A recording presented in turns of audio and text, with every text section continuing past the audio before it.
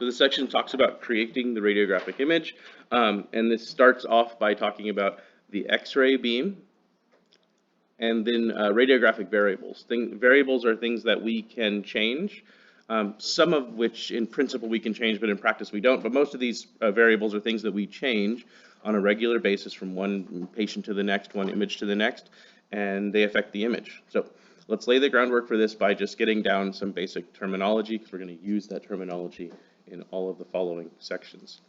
So the X-ray beam, right? Where does the X-ray beam start? Where does it originate from? Where's its origin? Focal spot, right? And the focal spot is where? It's in the anode of the X-ray tube. Yeah. So the X-ray beam, that was perfect. The X-ray beam originates from the focal spot, which is a area on the positive end, the positively charged end of an X-ray tube, the anode end, and the focal spot's an area, right? So it's not, and this is going to become important for geometric properties later, it's not a single point, okay? It is an area. It has an area, like something like 1 by 1 millimeter, something like that, right? It's a physical space that the X-rays originate from. And again, that's going to matter when we get into talking about how the shape of the images changes. So from the focal spot, out of the X-ray tube and to the surface of the patient, just before it interacts with the patient, we call that X-ray beam, we call that the primary beam, okay? That's sort of the useful beam that hasn't interacted with any patient yet. Now, to be clear, it's interacted with the air in the room, right? It's interacted with the mirror inside the collimator box. It's interacted with several things, right? It had to get through the glass of the X-ray tube, the Pyrex glass of the tube. Some of that beam had to pass through part of the anode, right? We call it the anode's heel. We talk about the anode heel effect, which if you haven't heard about it, you will. So good. So importantly, the primary beam has not measurably interacted with anything. It's not measurably affected by air. And we understand, we already prepared for the fact that it was going to interact with the collimator box, the filtration for the machine, right? We prepared for that fact. So we say that the primary beam is the useful beam. In this image, you're going to see this image a lot, right? So you see focal spot listed at the top. You see a source to image distance, right? You see an image receptor listed, an OB for object, okay? The object is always some distance from the receptor, and we measure that as the surface of the object, so not the part of the object touching the receptor, but the surface. Primary radiation prior to interacting with the object. So the X-ray beam has some interactions with the patient, interactions we get to talk about later. Some of the beam is completely transmitted. Some of the beam is completely absorbed. Other parts of the beam scatter randomly, right? And that depends on a lot of different variables that we'll get to talk about. But as the beam exits the patient, let's say the back of the patient or the bottom of the patient, right?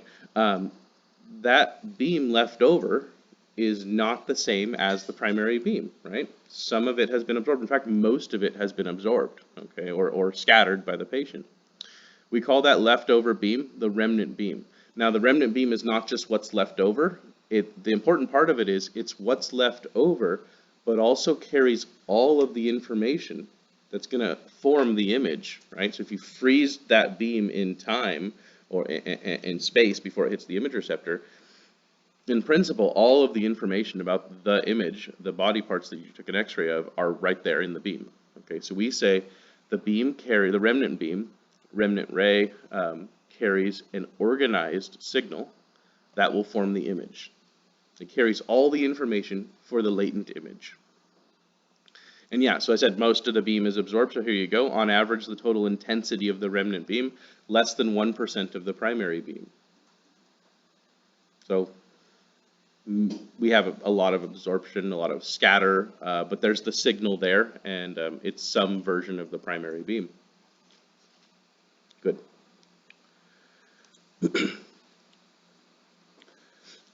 Remnant radiation, as I said, will include some primary radiation. So here's the thing. X-rays travel in straight lines at the speed of light and are characterized not by the speed that they travel, because all X-rays travel at the same speed. X-ray photons, little pieces of light, X-ray light, right? X-ray photons are characterized by their wavelength. Okay, how far apart the waves of radiation are. Okay, an X-ray photon has a wavelength. Okay, and when it interacts with matter, it loses some energy. And when X-rays and all light, other types of light, lose energy, they don't slow down because they always travel at the speed of light. So the way they lose energy is their wavelength gets longer. Okay, so an X-ray beam that has interacted with matter and changes its direction, that's not the same X-ray beam anymore. So one X-ray beam, one X-ray photon, has an interaction with matter, changes direction, loses energy, it has a different wavelength and a different path of travel, it's a new X-ray beam. Okay, it's a new X-ray photon. Okay, but some of the X-ray beam, some of the primary radiation exiting the tube, won't interact with matter at all. Why? Because roughly speaking and crudely speaking, atoms are a lot of empty space. Okay, there is a lot of room between the electrons in orbit and the nucleus of an atom for the X-ray photons to just scoot right on through. Okay, recall that X-ray photons have no mass, but importantly, for interacting with atoms, they have no electric charge. Okay, X-ray photons are not attracted to or repelled from any other atomic particles. Okay, that means as they cruise toward and through a nucleus of an or an atom, the electron cloud of an atom or near the nucleus, they're not pulled towards it or pushed away from it.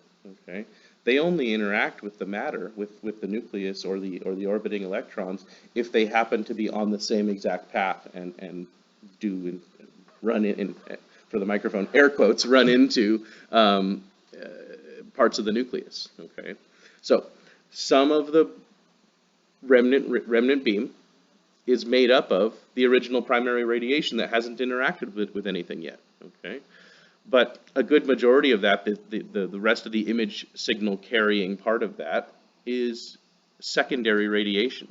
Secondary radiation or scattered radiation is just radiation that's interacted with matter.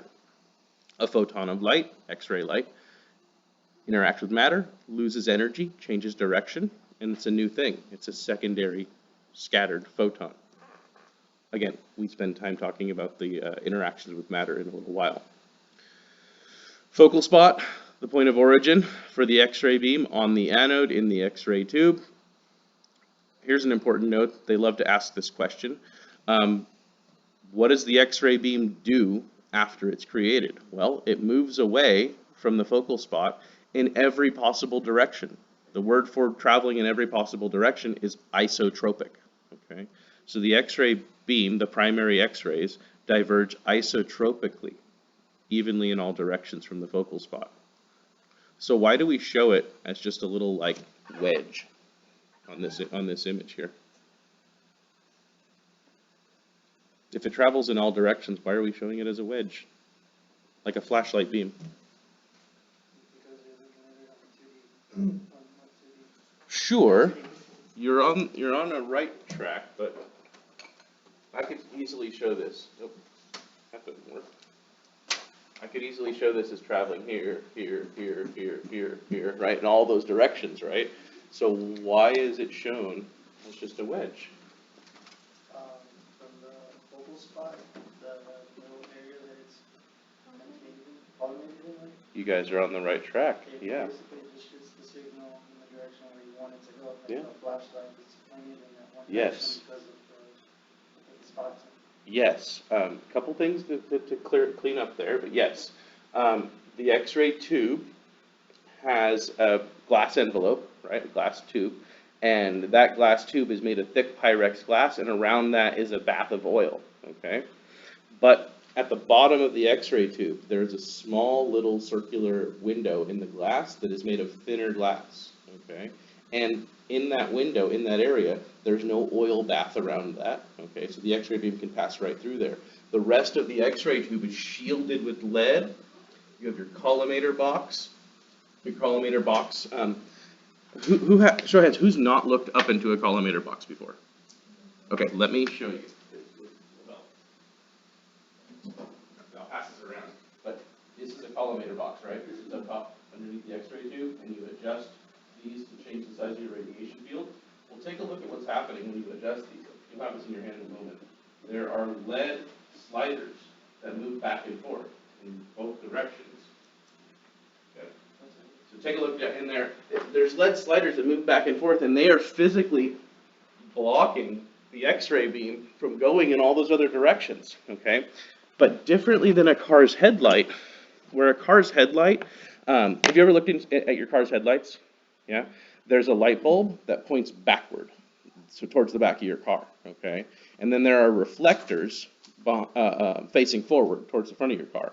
So if your car's facing towards you guys, right, your headlights are facing towards you, the light bulb shines this way, towards the back of the car, and the reflectors catch that light like a mirror and reflect it back towards the road surface and spread that light out in a very particular way. Visible light can reflect, okay? That's like a mirror, okay? X-rays do not reflect or refract, okay? So X-rays, as they travel through material, travel in straight lines, okay? So you can't cone them down like a flashlight can, okay? But it's a great analogy, right? Because you're controlling the X-ray beam. So just small physical differences in the way X-rays work. Now recall that X-rays and visible light are the same type of thing, okay? So why do X-rays travel in straight lines and only in straight lines and don't reflect or refract? And why does visible light reflect or refract? Because visible light is at such a lower energy that it can reflect or refract. X-rays are at such a high energy that they behave more like little particles. They behave more like little particles. That's simply because their wavelength is so short, they act like a particle rather than a wave, right? And waves can move around and reflect. Yeah.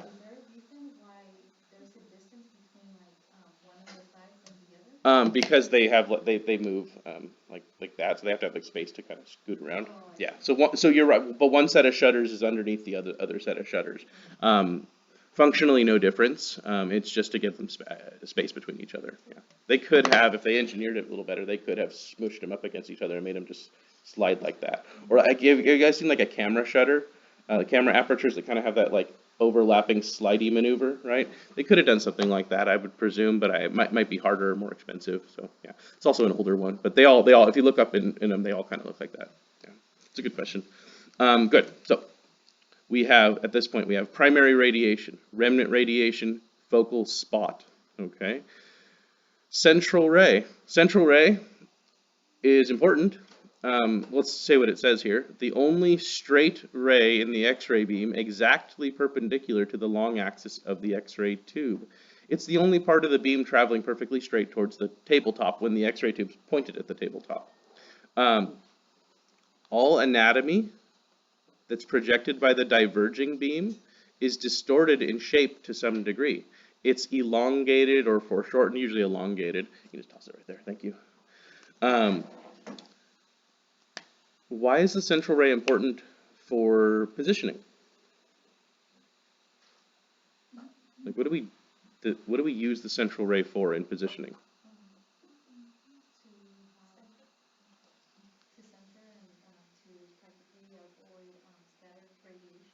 Yeah, it's just to put the body part in the center of the image, right? The reason why you don't take the X-ray image and put, the hand in the bottom corner, right, is because the middle of the X-ray beam is the strongest, it's the straightest, it's the most highly penetrating, and it's the part of the beam that geometrically will give you the least shape distortion. It'll make the body part look its truest size if it's centered to the radiation field.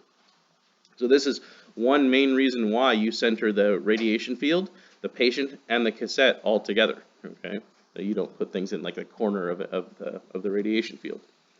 Now, admittedly, the distortion is minimal, right? We do experiments on distortion, and they are very minimal. Okay, the longer your field is, right, the more distortion you'll have at either end of that field. Like if I made a long strip of a radiation field on the table, like you guys have all played with the collimator. So if I made a long light field, right, the ends of that light field along the length of the table, I'd have some distortion towards the ends compared to the middle, but it's very minimal. We can measure it. We can take a little caliper device and measure how elongated a body part is compared to like when it's centered. And we'll do that experiment at a point in time. SID, source to image distance. Okay, source to image distance also goes by two other names: target to film distance, or TFD, or FFD, focal spot to film distance. Now we kind of have dropped those other two, TFD and FFD, because one, it's difficult to have three of the same exact name for the same exact thing, or three different names for the same exact thing, and two, we don't use film very commonly. So when we say film, they're like, well, what film, right? I don't keep film in this building, so what are you talking about? Commonly, we just nowadays say SID, or source to image receptor distance. It's the distance from the focal spot on the anode to the receptor surface. Okay. From that, from that, and knowing the object to image distance, which is the distance from the image receptor to the surface of the object, we're able to know what the distance is from the source of radiation to the surface of the object, or SOD, source to object distance. Now, in a little while here, we're going to use those SID, OID, and SOD to figure out how magnified a body part is on an image. Okay, so that's one important thing. I've mentioned the word distortion several times already. Distortion, which we will get to talk more about later, comes in two flavors. You have size distortion and shape distortion. Okay, objects in principle could either look larger than they are or smaller than they are. An object will never look the same size as it is in real life. Okay, an object on an X-ray image is always a little bit bigger. Okay, and so in principle, you could minimize something, make it look smaller than it is. In practice, you cannot do that. An object will always look larger than it is in the real world.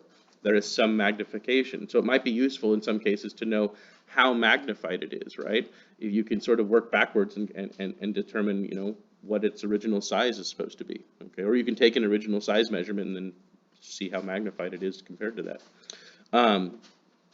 So that's the first flavor of distortion, is shape distortion.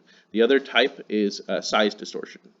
Sorry, I got that backwards. Yeah, that was the first. Magnification, minification is size distortion. The other type is shape distortion. Shape distortion comes in two forms. You have elongation, an object looking longer than it otherwise is, and you have foreshortening, an object looking otherwise shorter than it really is. And these two things, elongation, foreshortening, and then the size side of it, the magnification, all sort of work together and against each other and to make the image look a little bit distorted. Now, sometimes we distort things on purpose. Other times we're trying to minimize distortion so that we can get the most accurate representation of the body. And it's going to just take time for you to figure out when each one is appropriate. Good. Okay, so all of that leads to the remnant beam left over interacting with the image receptor once it is passed through a body part. Okay, the image receptor can be like basically one of three different types of things. You can have DR, which is called direct radiography, and that uses that takes the X-ray beam, uses the energy from that X-ray beam, and converts all that into an electric signal going to a computer. Computer processes it and displays an image on the screen. That is as close as you can get to digital camera type technology. The type that we use here at the school is called CR, or computed radiography.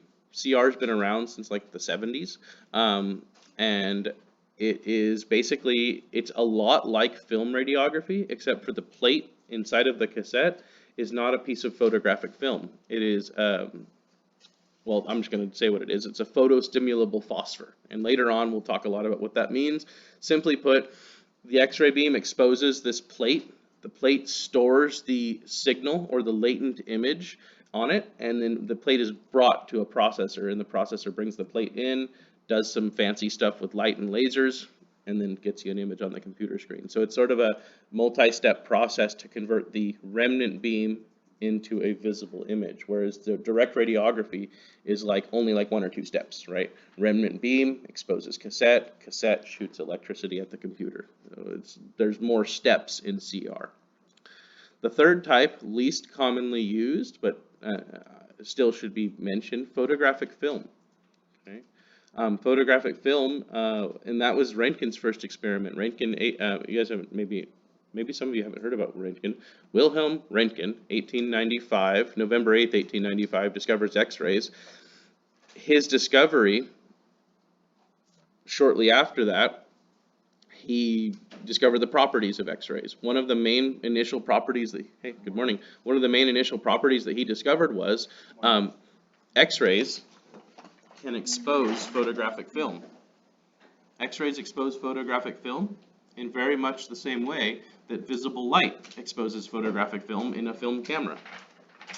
So that was the first thing. The first image ever taken, first X-ray ever taken was on film, and we've been using it ever since. It's just nowadays less common because it's expensive, difficult to maintain, and it's harder to get film, people to service the film and all kinds of different stuff. So digital radiography is DR and CR, and photographic film is the third type.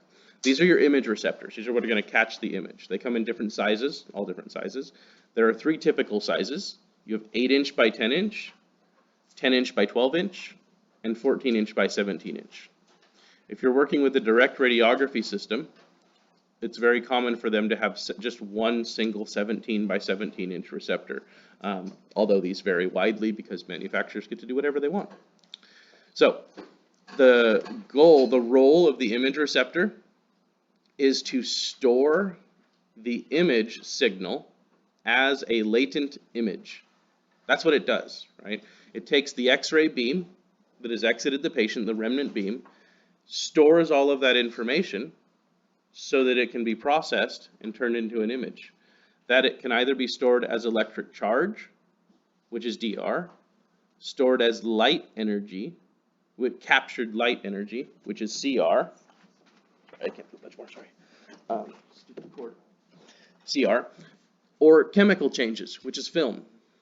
Okay, the physical chemical changes on the film, on the photographic film. Good, so that's our image receptor. When we get to the digital radiography module, we'll talk a lot more about image receptors. That's all you need to know for the moment. Okay.